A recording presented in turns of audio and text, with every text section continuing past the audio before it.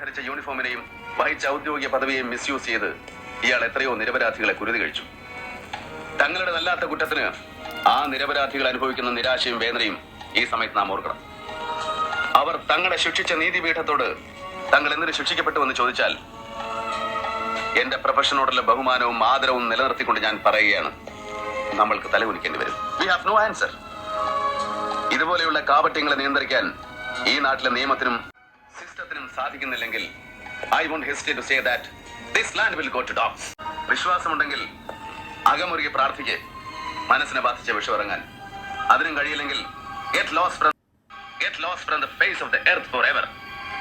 ഒരാളുടെ നഷ്ടം കൊണ്ട് ബാക്കി 92 കോടിക്ക് ഒന്നും സംഭവിക്കില്ല, മറിച്ച് ലാഭം ഉണ്ടാവും.